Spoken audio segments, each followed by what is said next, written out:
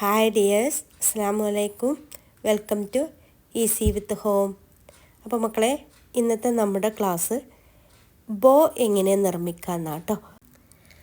തയ്യൽ പഠിക്കുന്നവർക്ക് വളരെ ഉപകാരപ്രദമായ ഒന്നാണ് ബോ നിർമ്മാണം കേട്ടോ. എയർ ബാൻഡുകളിലും കുട്ടികളുടെ ഉടുപ്പുകളിലും ഡിസൈൻ ബ്ലൗസുകളിലുമെല്ലാം ഇത് ഉപയോഗിക്കാം. ഏറ്റവും ലളിതമായ രീതിയിൽ എങ്ങനെയാണ് ഒരു ബോ തുന്നുക എന്ന് നമുക്കൊന്ന് നോക്കിയാലോ. നമ്മൾ ഇന്ന് രണ്ട് രീതിയിലാണ് ബോ നിർമ്മിക്കുന്നത് കേട്ടോ. ഒന്ന് നമ്മൾ ക്ലാസ്സിൽ പഠിച്ച രീതിയും മറ്റൊന്ന് ഈസി മെത്തേഡും.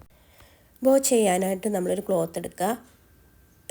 8 ഇഞ്ച് നീളവും അതുപോലെ 9 ഇഞ്ച് വീതിയും ഉള്ള ഒരു പീസ് കട്ട് ചെയ്തെടുക്കുക കേട്ടോ.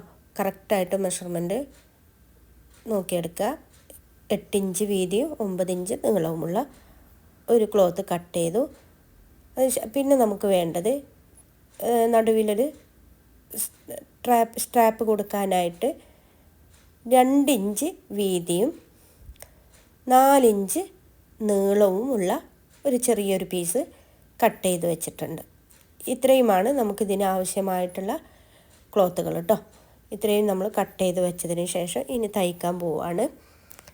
അപ്പോൾ ഈ തയ്ക്കാൻ വേണ്ടിയിട്ട് നമ്മൾ ആദ്യം ചെയ്യേണ്ടത് 9 ഇഞ്ച് വീതിയുള്ള ഭാഗം 2 ഭാഗം നമ്മൾ ഒരുപോലെ മടക്കി പിടിക്കുക.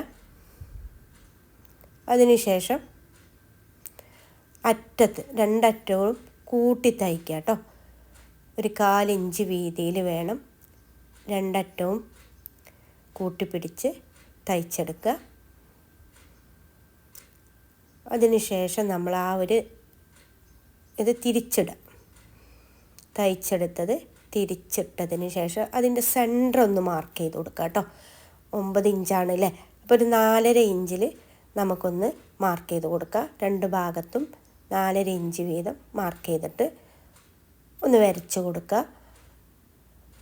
അത് നമുക്ക് സെൻറ്റർ കിട്ടാൻ വേണ്ടിയിട്ടാണ് കേട്ടോ. എന്നിട്ട് 2 ഭാഗം ഈ സെൻറ്ററിലോട്ട് മടക്കി ഒന്ന് തയ്ച്ച് കൊടുക്കുക. രണ്ടും ഒന്നിൻ്റെ മുകളിൽ ഒന്നായി വെച്ചതിന് ശേഷം വേണം തയ്ച്ച് കൊടുക്കാൻ. സെൻറ്റർ കൂടെ തന്നെ നമ്മൾ തയ്ച്ച് കൊടുക്കുക കേട്ടോ.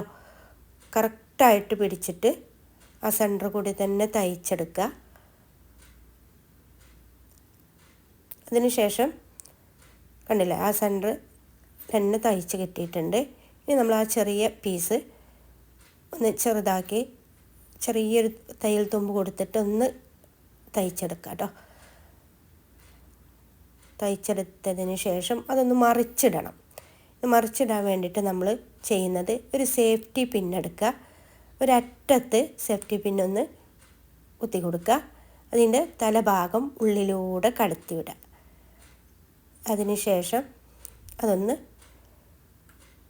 നല്ലപോലെ വലിച്ചെടുത്ത് കഴിഞ്ഞാൽ നമുക്ക് തിരിച്ച് കിട്ടും. നല്ലതുപോലെ ഒന്ന് വലിച്ചു കൊടുക്കുക. അപ്പോൾ ഇതുപോലെ തിരിച്ച് കിട്ടും. കണ്ടില്ലേ, ഇതുപോലെ ചെയ്തെടുക്കുക കേട്ടോ. ഇതാണ് നമ്മൾ നടുവിൽ കൊടുക്കുന്ന സ്ട്രാപ്പ്. ഇനി നമ്മളൊരു സൂചി നൂലെടുക്കുക. എന്നിട്ട് ബോ തയ്ച്ച് വെച്ച അറ്റത്തു നിന്നും ഒരു റണ്ണിങ് സ്റ്റിച്ച് ചെയ്ത് കൊടുക്കുക കേട്ടോ. കുറച്ച് വലുതാക്കി ചെയ്താലും കുഴപ്പമൊന്നുമില്ല. അതിനുശേഷം നമ്മൾ ഞൊറി വരത്തക്ക വിധമാണ്, ഞൊറി വരാൻ വേണ്ടിയിട്ടാണ് ഇങ്ങനെ ചെയ്യുന്നത്.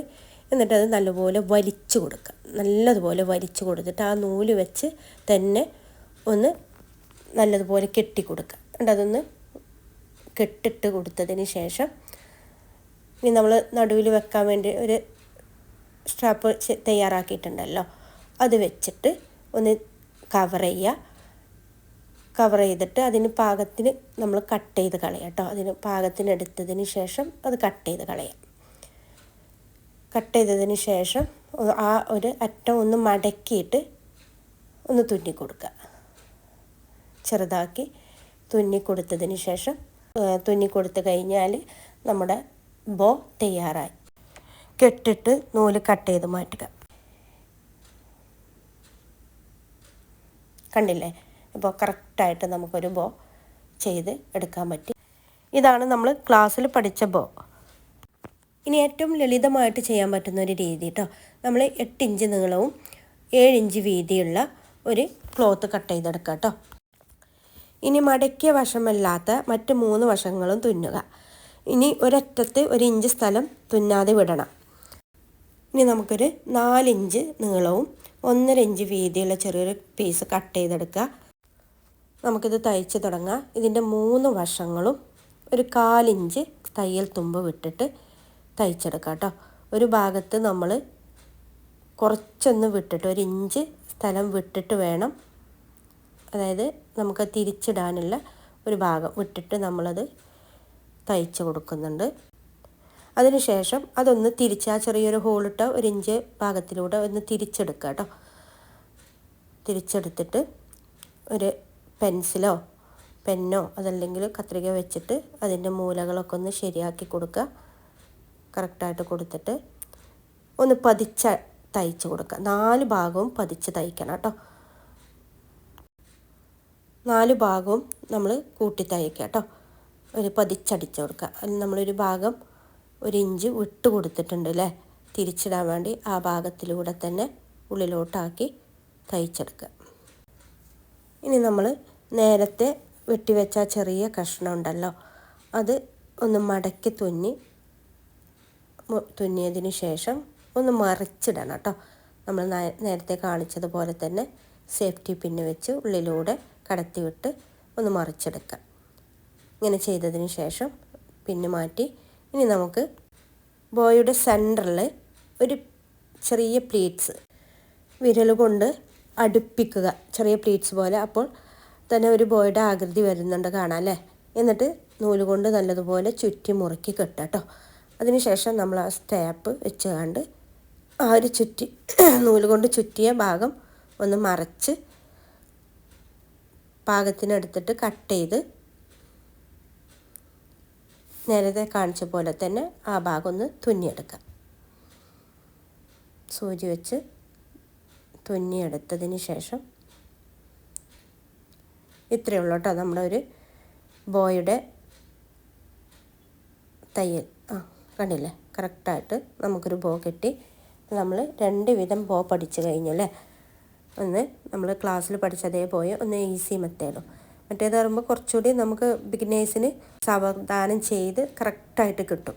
മറ്റേത് കുറച്ചുകൂടി ഈസി മെത്തേഡാണ്, പെട്ടെന്ന് ചെയ്യാൻ പറ്റുന്നതാണ് കേട്ടോ. അപ്പോൾ നമ്മുടെ മനോഹരമായ ബോ റെഡിയായി കഴിഞ്ഞു. ഇത് നിങ്ങൾക്ക് ഇഷ്ടപ്പെട്ടെങ്കിൽ ട്രൈ ചെയ്ത് നോക്കുക കേട്ടോ.